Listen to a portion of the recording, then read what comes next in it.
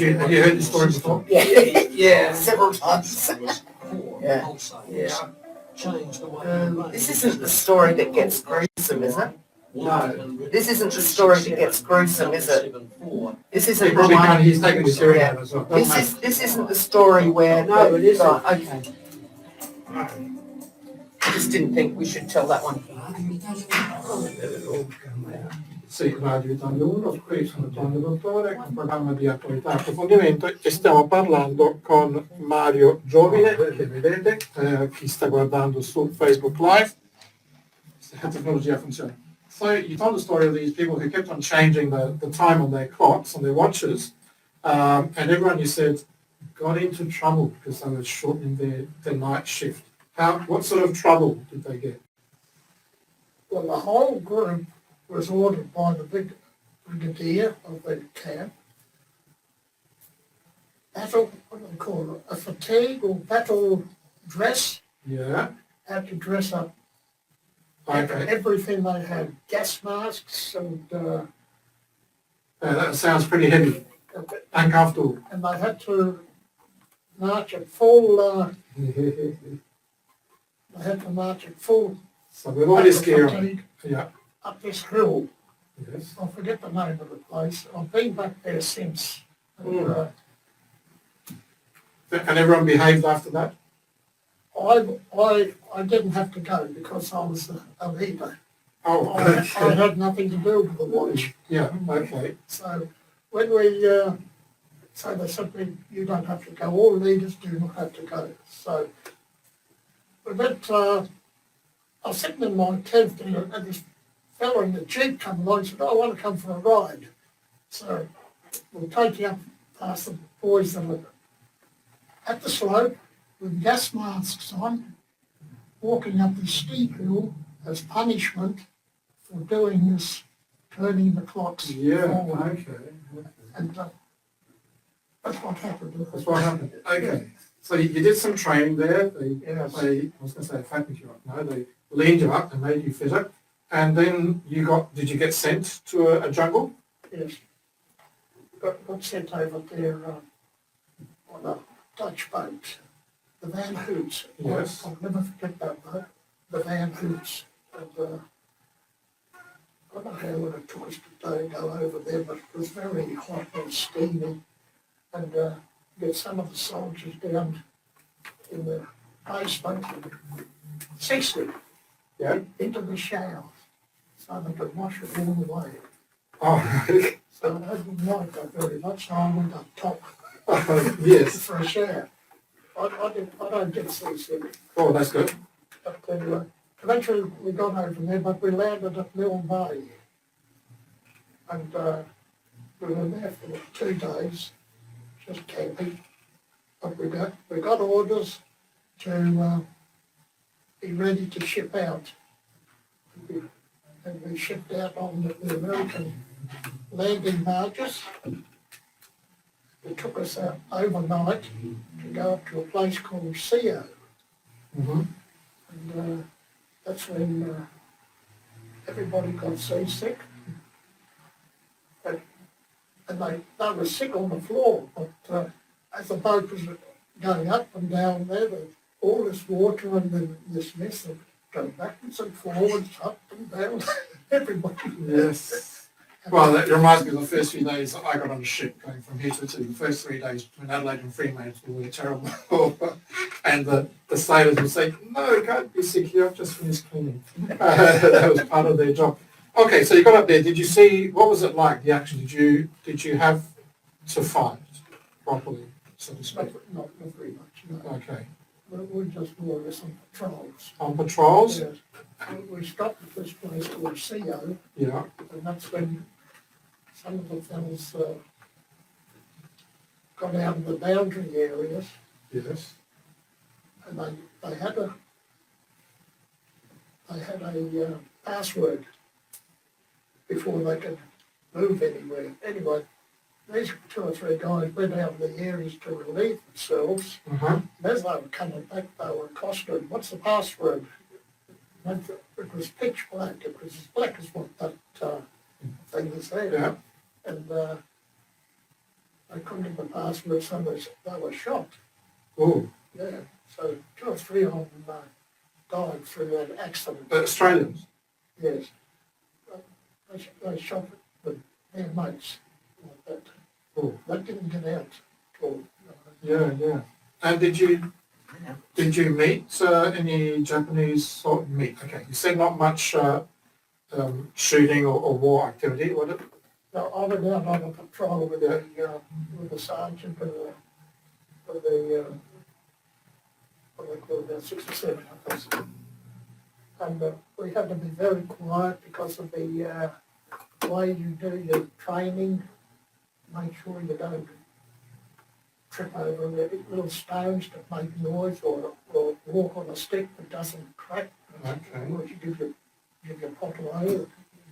And we eventually got to the area there where there was 2 Japanese in a cave, and I'm sorry to say, but the sergeant just shot them. He didn't ask any questions because Oh, then we just went back to camp and forgot about it. yes. That was the sad thing about it. Sad thing, very sad. So there were the 2 Japanese soldiers probably just doing something similar to what you were doing. So they were just, Well, I was all disorganised. yeah, And they weren't in a camp or anything. They just were disorganised. just let loose. Yeah. What about the indigenous? Were they on side with you? Oh yes, we had what they call the police boys. Okay. They were really good. And on their patrols,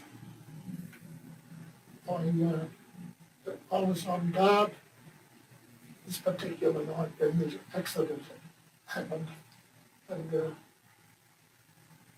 they sneaked up on me, but I heard one of them trod on the stick, and I made a crack with that stick in their feet. Yeah. And I challenged them until I seen who they were. Thank goodness for that. Because I had Tommy gun, Yeah. not the wife, I had Tommy gun. And that was the worst thing that I've experienced there. But there was other groups went out on patrols and done the same thing as what I did with my group. And all right, so are these the only Japanese soldiers you met, those 2 in the cave? Or did you meet others?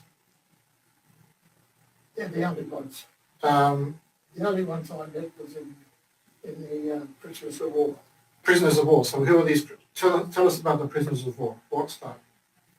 Well, they had their own camp, and they had to do their own cooking and pass time away. They done what they know best. But they were making a boat. Oh. But well, the boat was never finished. It was sort of a rowing boat. Uh-huh. Whether it was ever finished, I don't know, because I wasn't around there very long. But they lived really well. They had their chickens there. They made their own sake out of the tips of coconut palms. Ah, okay. Very inventive. It's interesting what people do in those situations, yes. They give you a taste. What's that about? It's too strong for me. How did you get on with them? I'm not all right with them. Yes. I told you about the Well, tell the listeners. They haven't heard the story. well, every morning you've got to bring a knife out. So the cook comes out to the boundary well, and you throw the knife down into their area, Yes. so they can go and cut up the bread or whatever they use the knife for, because we're not allowed to keep a knife, otherwise they'd might do damage or Correct, try yes. to escape, things like that. But we had quite a few other things going on. We finished up going up to Wewak. And when we got there, that was nearly the end of the war. Well, the first person we seen up there was the Salvation Army. Oh, okay. Yes.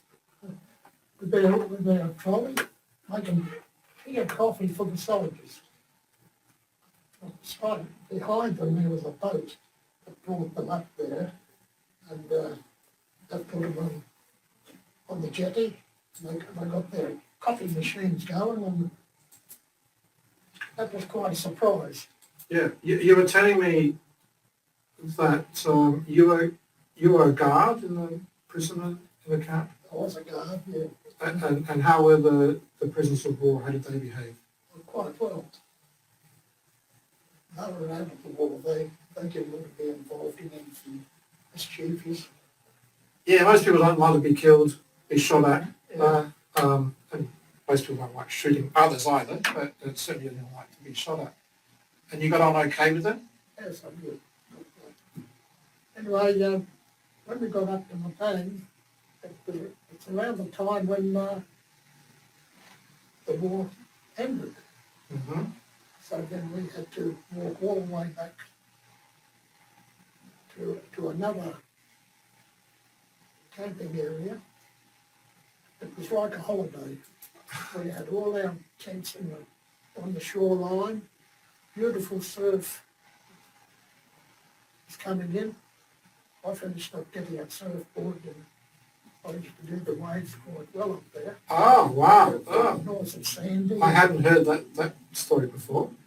Yeah, somebody that had a surfboard, he was drafted back because Yes. he'd done his time. Yeah. He said, you want a surfboard? Yeah, I'll have it. So that's what happened. So you're surfing up there. Is that the northern part of Papua New Guinea? Not far away from Wewak. Okay, not far from Wewak. That is nearly the halfway between, I think the Germans held the other half of that property. Yes. Now, you realise it's only 3:30. With time flies when you're having fun. Now, one more bit about the war, and then we'll come on to another part of the conversation. My father was a tailor, and you were telling me about a tailor that you met during the war.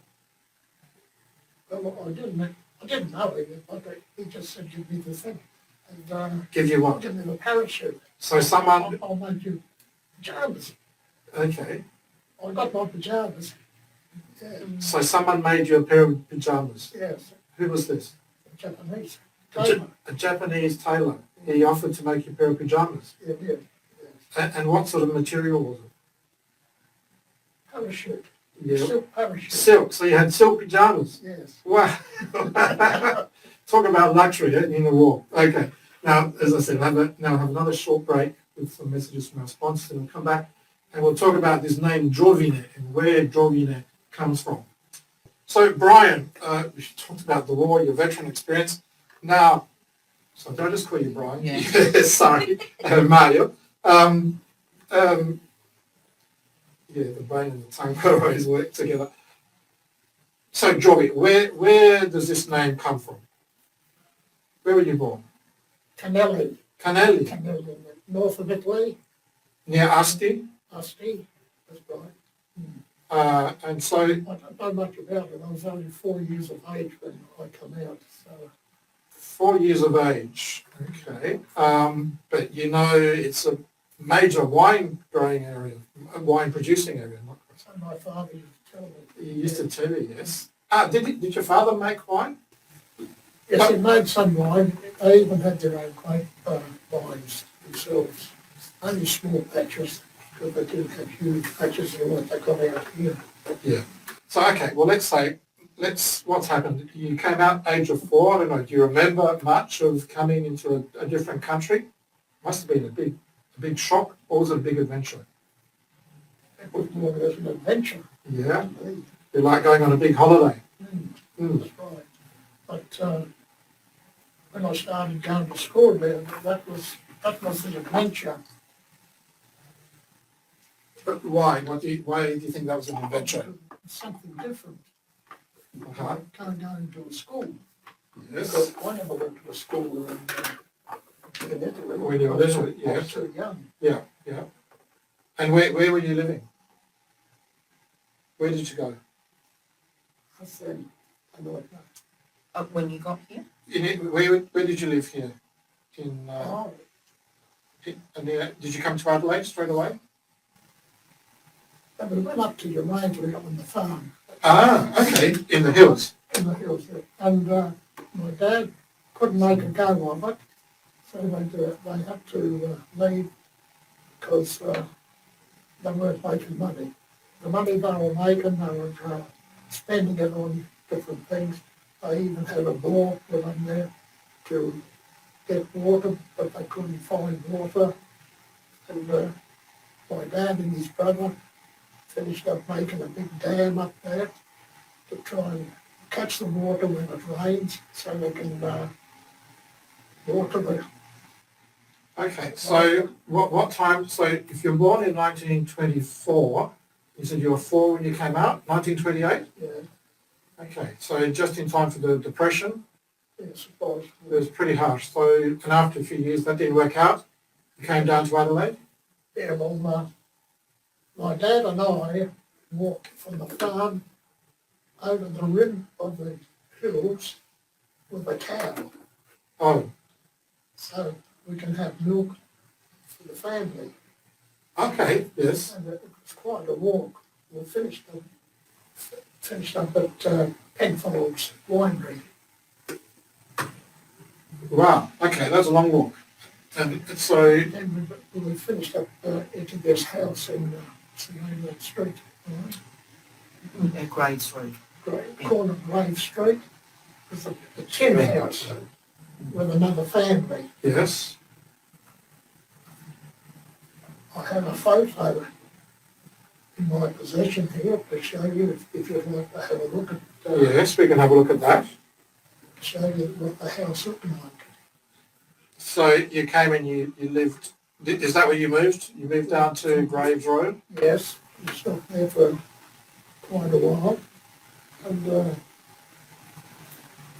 don't know how old I was when Mum died through another pregnancy. No. And when I was going to school at the Atherstone School. Strong Italian areas there. Did you have Italian friends? Did you grow up in an Italian context? No. No, not really. Okay. And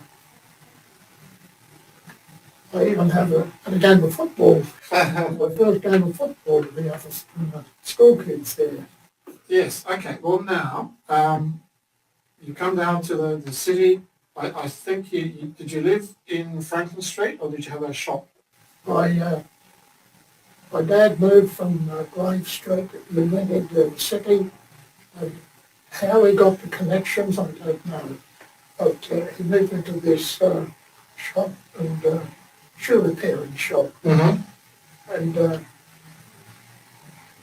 how he got to buy these machines, he must have made money because those machines are not cheap. Can't have been cheap, yeah. Okay, He good. was doing a lot of things by hand, and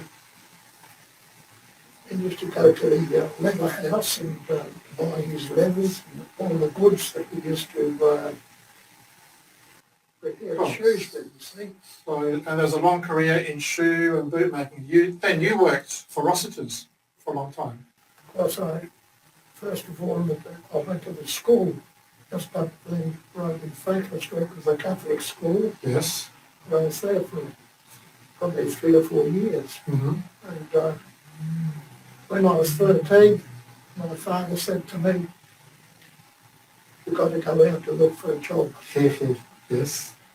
Well, I looked for a job. I applied for a position, and they took my name, and they said, "We'll get in touch with you."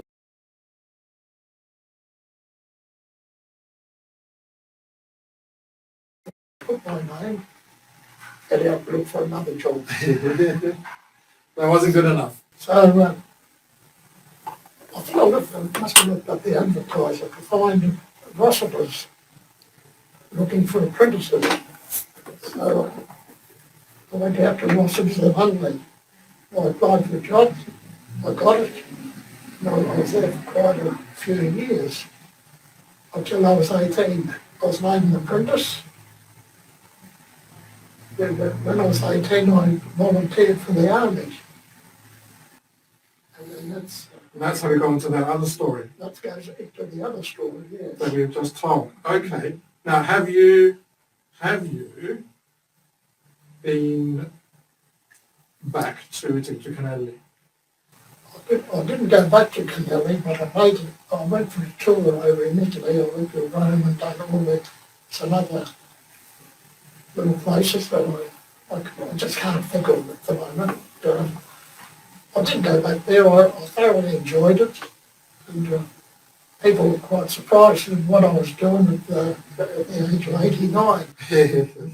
So that's the first time you went back from Yes. 4 to 89. Yes. Yeah. What about your family? Have they been?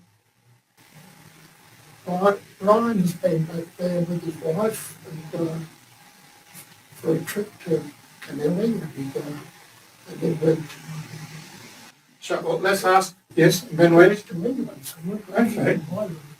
Maybe let's ask Brian and Vicky about their experience going to Canelli, to Italy, and we'll move that close to your. You can move the microphone, get it closer to your mouth where you can speak, and then okay, maybe that headset is holding it down, and we can move that other microphone across so that Vicky can talk. And I'll switch. Oh, that's better. Come closer. Come closer. So now, tell us about when did you go to Canelli? About 2017. 2017. Yeah. Mm-hmm. The two of you. Yeah. Yep. Children.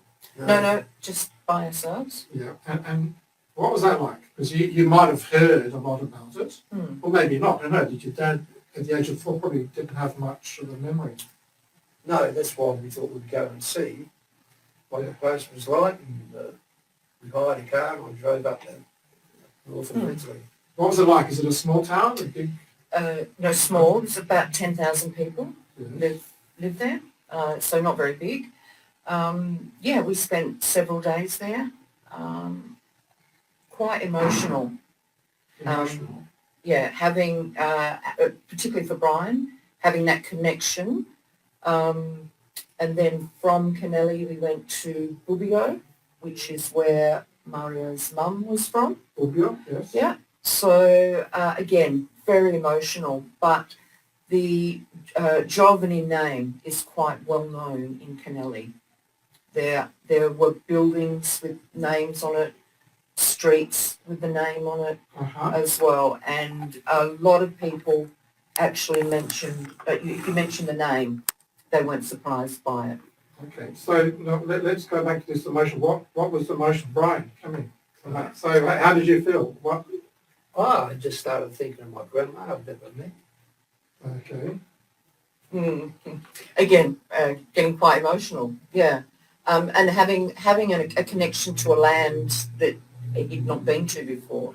Yeah, I was saying earlier, I didn't want to tell you, but I get this type of response pretty much with everyone who goes for the first time. So one young lady said, I arrived there and I felt complete. Yeah. So she was meeting cousins, people that probably looked like her she'd never met before. Mm-hmm.